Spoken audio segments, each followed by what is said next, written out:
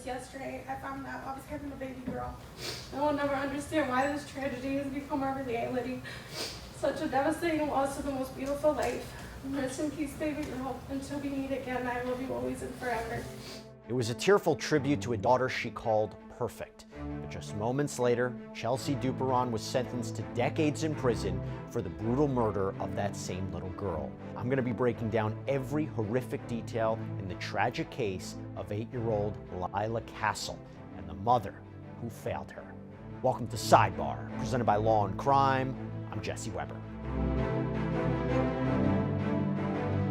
Hey everybody, real quick, this is another Law&Crime legal alert. Did you know that children are being diagnosed with serious conditions like type 2 diabetes and non-alcoholic fatty liver disease, and the research is potentially linking ultra-processed foods to all this? Yeah, well, Morgan & Morgan is stepping in to fight to hold these food companies accountable. With decades of experience fighting large corporations, they are ready to stand up for the families who deserve justice. So if your child under 21 has been diagnosed with type 2 diabetes or fatty liver disease, then visit www.forthepeople.com/food or scan the QR code on screen to learn more. Chelsea Duperon, the 30-year-old mother who admitted to beating her 8-year-old daughter to death, stood before a judge on July 28th to face the consequences of what is truly an unthinkable crime. And even the judge, who was hardened by years on the bench, said she had never seen more horrific photos of a child in her life. Prosecutors called it unfathomable. The horror began with a 911 call in March of 2024, a call that came far too late. When police arrived at Duperon's home on Phyllis Street in Wayne, Michigan, they found her little 8-year-old girl, Lyla Cassel, unresponsive in bed. Her small body was covered in such devastating injuries that she was nearly unrecognizable. And the truth that followed was even more disturbing: a trail of deception, ignored red flags, and the unthinkable reality that her own mother, the person meant to protect her, had pleaded guilty to second-degree murder.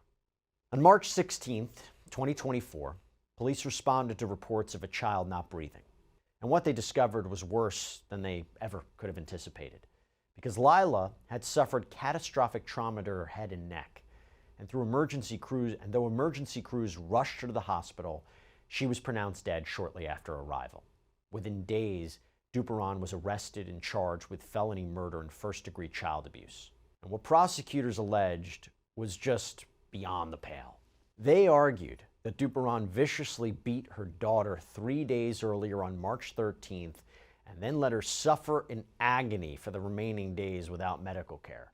And instead of calling 911, Duperon went shopping for diapers and Vaseline and heating pads and even liquor, all while her daughter lay there in agony dying for 3 whole days.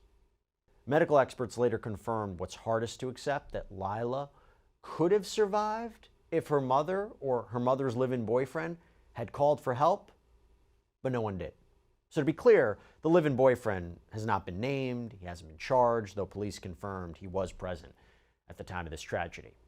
Now, when Duperon initially spoke to police, she claimed Lyla had fallen down the stairs, but that story collapsed under scrutiny. The medical examiner found there were no injuries consistent with a fall. And then came an even more bizarre twist, that Duperon reportedly told police that, quote, bad spirits were involved, and claimed a mysterious woman had attacked Lyla. But that claim obviously fell through as well. Now, having entered a guilty plea to second-degree murder, the mother, who failed Lyla, stood before Wayne County Circuit Judge Cherise Anderson to learn her fate. And after recounting the unbearable details of Lyla's final days, the brutal beating, 3 days of agony without medical help, the web of lies that followed, the courtroom heard from someone who loved Lyla more than anything: her grandmother, Terry Cassel. And what she shared wasn't just a statement of grief. It was a eulogy for a stolen child, a plea for justice, and a confrontation with the woman who took it all away. My name is Terry Lynn Cassel. I am the grandmother of Lyla Lynn Cassel, our firstborn grandchild. She was a beautiful, and innocent and so sweet. She was taken from us not once, but twice, and then forever.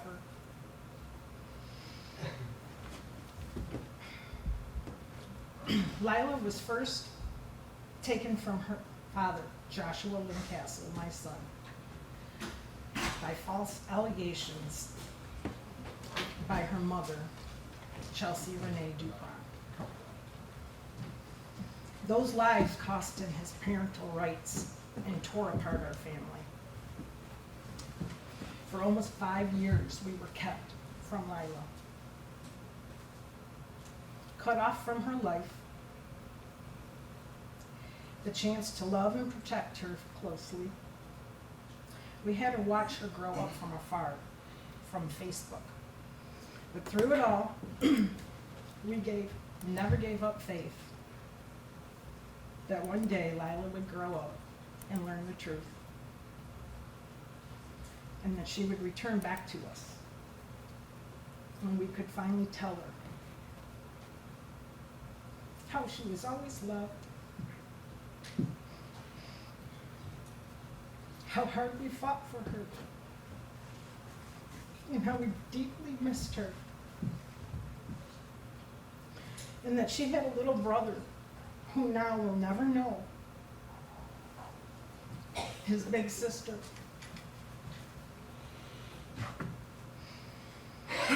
Never know how kind and loving she was, how she always wore a smile, and she was a peacemaker in every situation. Lyla would never hurt or harm anyone. She was always so helpful and eager to lend a hand to anybody who needed it. And that was just her spirit. She was just a beautiful soul. But Lyla didn't leave this world in peace. She was taken by the very evil that is inside her mother, Chelsea Duperon. Her lies, now fully revealed, not only devastated our family, but in her selfishness, she also tore apart hers as well.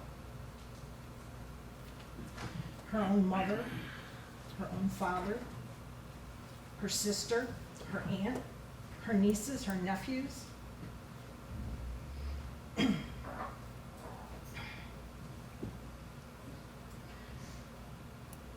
By murdering my granddaughter, Chelsea destroyed our world. All of her relatives that I named are now grieved and unimaginable loss, one that we know all too well. Not just for Lyla, but for Chelsea as they once knew her. How unimaginable, how unbearable to lose not one, but 2 members of your family so close. One to a brutal, unimaginable death, and the other one to the darkness that caused it. Chelsea, I do not hold any hate in my heart for you, for what you did. But I do hold righteous anger. And a deep, unshakable need for justice for my granddaughter, Lyla.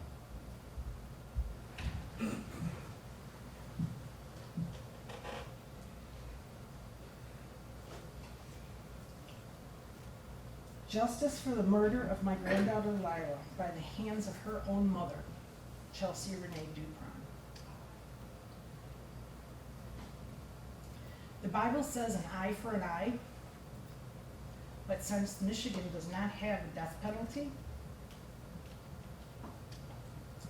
I ask that justice be served in the strongest way the law allows.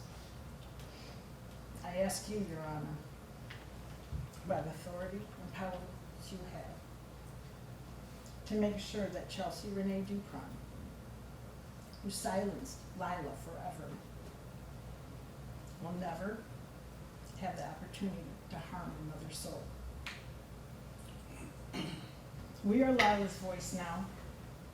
We will carry her love, her light, her memory, and our hearts for the rest of our lives.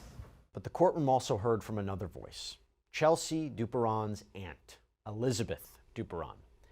And her message carried a devastating weight. It was one that not only condemned Chelsea's actions, but she also condemned those of her boyfriend, who she says did nothing to stop this horror. Bear with me, please.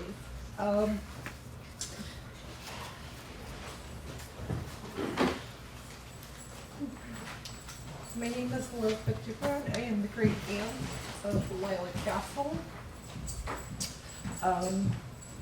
We all share a deep sorrow and grief over the tragic loss of Lyla. And there's nothing I can say to ease the pain of her absence to any of the family members. Chelsea, I want you to know that I love you. And I know that you're truly remorseful for what has happened. We wish we would have known more about what was going through in those critical days leading up to Lyla's passing. We would have been there for you, ready to help you in any way we could have. The other adult that lived in the same home as you and Lyla knew the full extent of your struggles, and he knew that Lyla needed medical care, and the person Lyla called Dad had the chance to make a difference and chose not to. Regardless of what transpired, it is clear he was in a position to act and failed both you and Lyla, and I am truly sorry for you both. I hold you responsible for your actions, and I understand that no one is is beyond accountability. But I also believe that the burden of justice should not solely fall on your shoulders. We are all questioning and hurting on how such tragedy could happen, and we all share responsibility in some way. Lyla deserved a safe, loving, and long life filled with laughter, hope, and potential. And it's heartbreaking to think of the life experiences she lost and the silence that allowed her to suffer.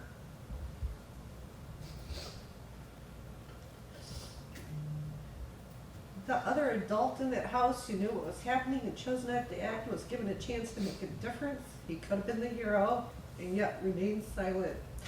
That silence was a coward's choice, and it robbed you, Chelsea, from getting the help you desperately needed, and Lyla, her life.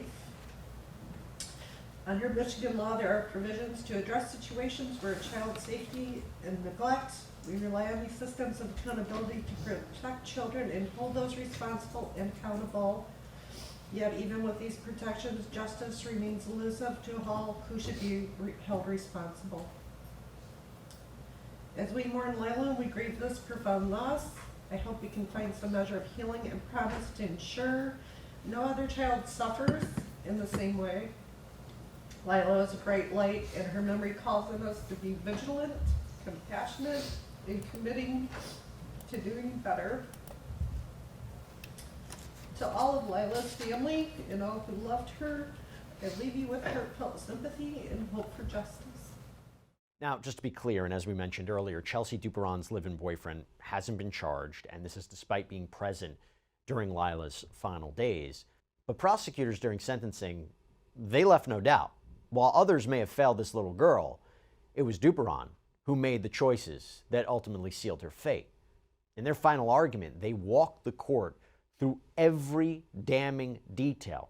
The hospital searches that never led to help, the diapers bought instead of 911 calls, the medical proof that Lyla could have survived if her mother had just chosen to save her. Here's the prosecution's case for why the defendant alone bears the weight of this crime. Thank you, Your Honor. when this case came across my desk and I got the phone call on March 16th of 2024, I had no idea what I was about to see. And the court used a term that I used at the beginning of this case at the arraignment, unimaginable. What Lyla endured that day and endured the days following was unimaginable. She didn't look like the happy child that everybody remembers. She was unrecognizable.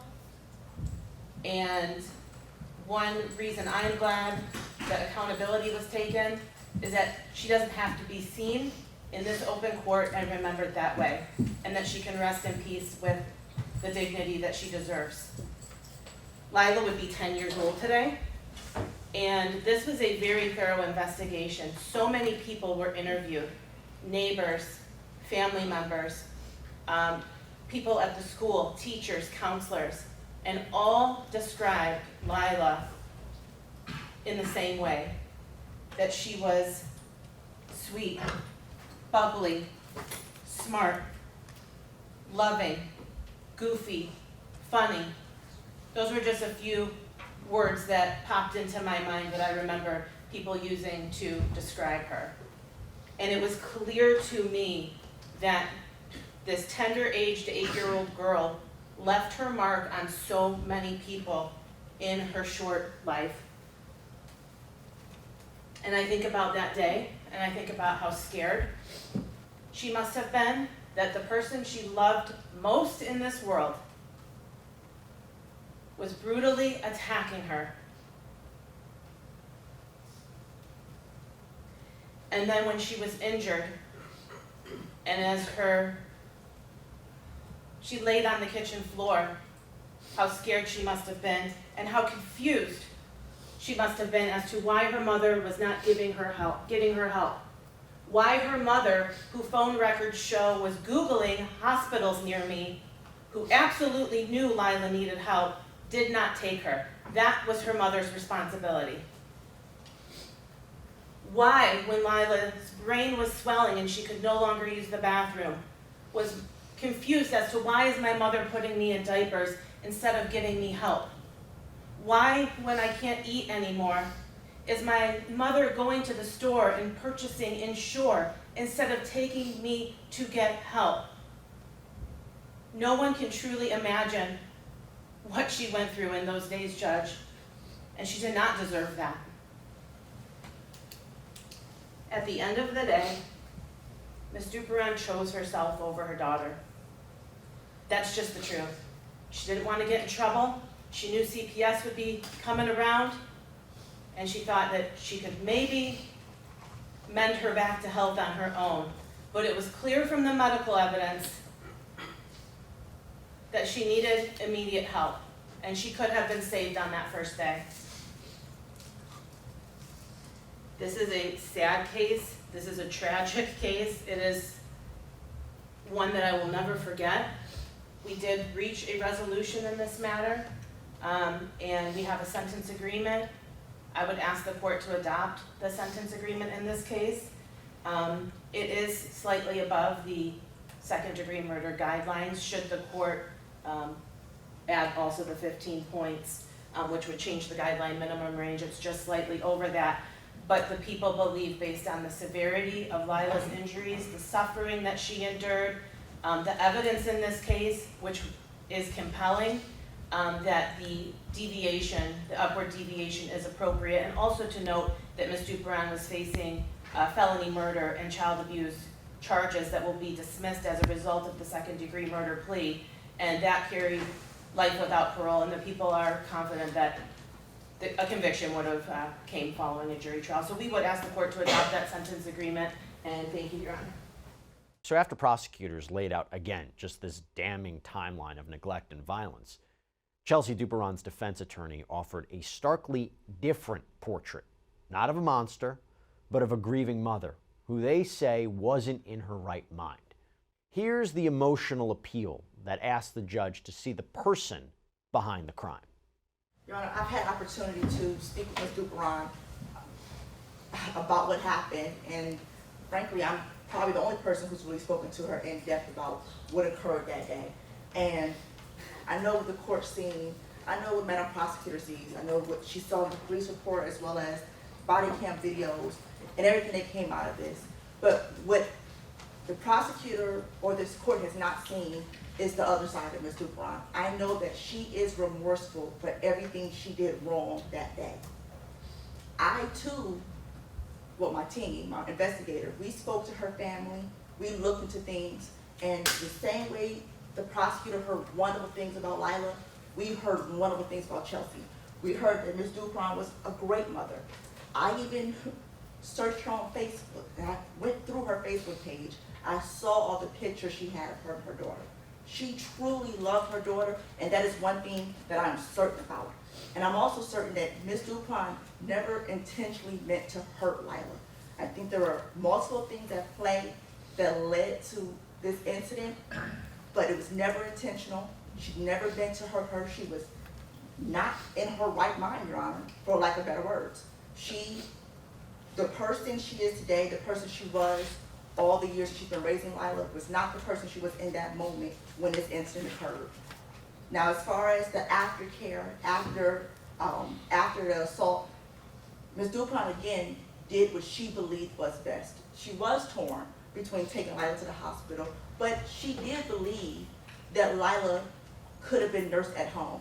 And it's without a doubt, if she knew the severity of Lyla's injuries, her internal injuries, Ms. Duperon would have taken her to the hospital, without a doubt. She never wanted this to happen. And again, this is a woman who stands before you who is truly remorseful for, again, her actions and her inactions, Your Honor. But this moment, that moment, is not a reflection of who she really is and the type of mother that she was to Lyla. And again, me and Ms. Duperon spoke a lot about this case. And one thing we can agree on is that we know that she loved Lyla, and we know that Lyla knows and knew that her mother loved her, and that her mother would never intentionally hurt her. And with that being said, Your Honor, we are asking that you adopt the sentence agreement. Now, before sentencing was handed down, Chelsea Duperon herself was given the opportunity to address the court. And in an emotional statement, she spoke about her memories of Lyla, from choosing her daughter's name to teaching her to ride a bike. And here's what she told the judge in that statement, again, moments before learning her sentence. It feels like just yesterday I found out I was having a baby girl. I remember lying in bed holding my belly and asking, what do you think about the name Lyla? And I felt two little kicks in response, and right then as I cried happy tears that my new best friend's name was Lyla. On June 27, 2015, I was blessed with the most perfect baby. I grew into the most caring, smart, funny, loving, sweet girl. I was filled with a love I never knew existed. I remember Lyla sitting in the kitchen while I cooked dinner, and she said, Mama, I know why your food is so yummy. I said, oh yeah, why's that? And she told me, because you make it with love. I was hearing her little sleepy voice first thing in the morning, telling me how much she loves me, and her daily reminders that I'm the best mama. I couldn't have asked for a more perfect daughter.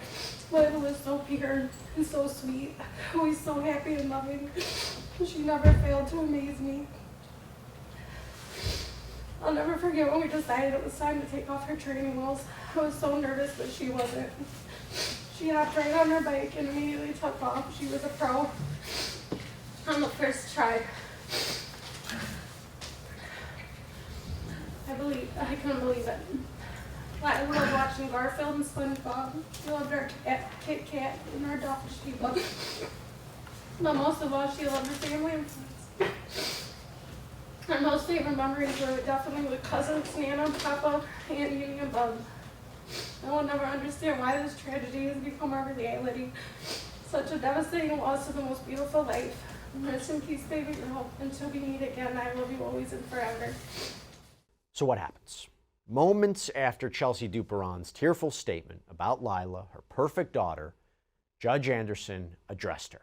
The same judge who called the autopsy photos the worst that she'd ever seen now had to reconcile two basically irreconcilable truths. the mother who spoke of bedtime stories and training wheels, and the one who left her child to die. Here's how she answered.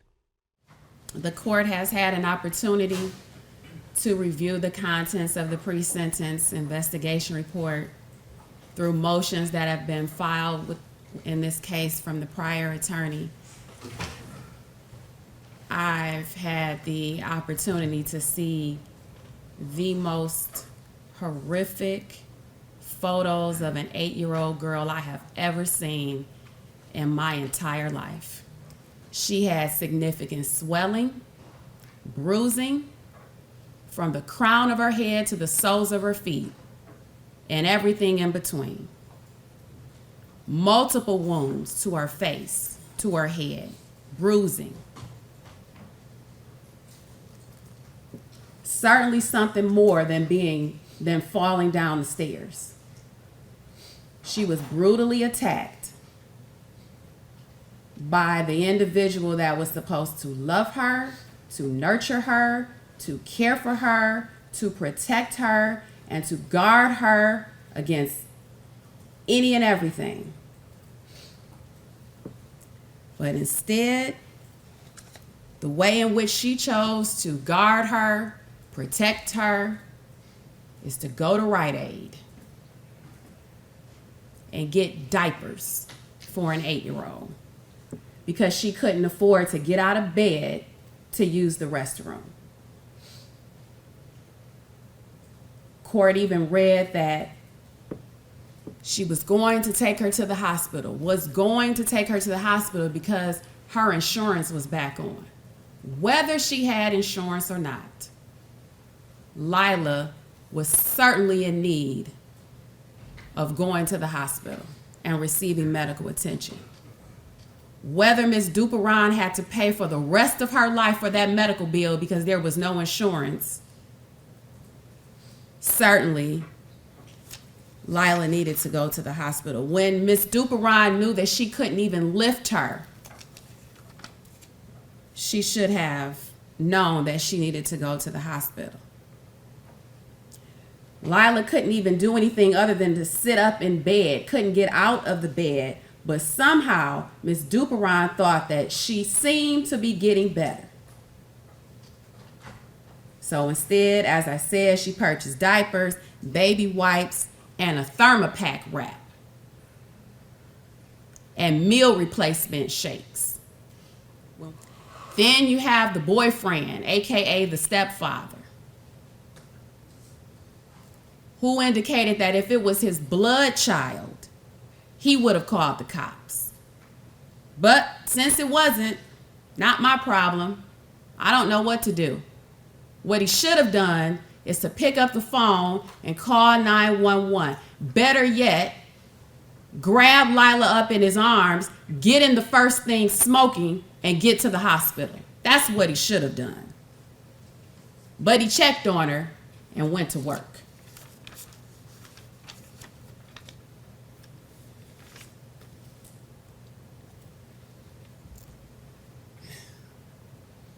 When reading the family members' letters and listening to what was said today, they certainly took the words out of my mouth in terms of the notes that I had, because the ongoing theme in my notes is that she was failed on multiple occasions.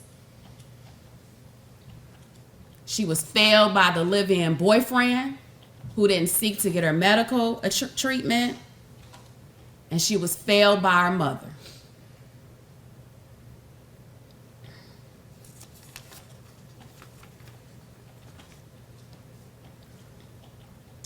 But Lyla should be remembered as the well-behaved, fun-loving, innocent, light-of-the-world, bubbly girl that she was,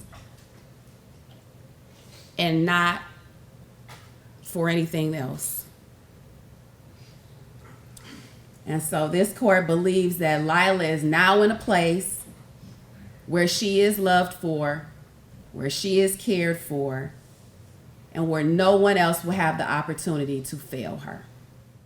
Judge Anderson sentenced Chelsea Duperon to 28 to 50 years in prison for the horrific killing of Lyla Cassel.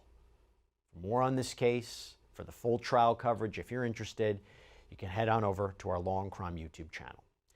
But that's all we have for you right now here on Sidebar, everybody. Thank you so much for joining us. And as always, please subscribe on YouTube, Apple Podcasts, Spotify, wherever you should get your podcasts. I'm Jesse Weber. I'll speak to you next time.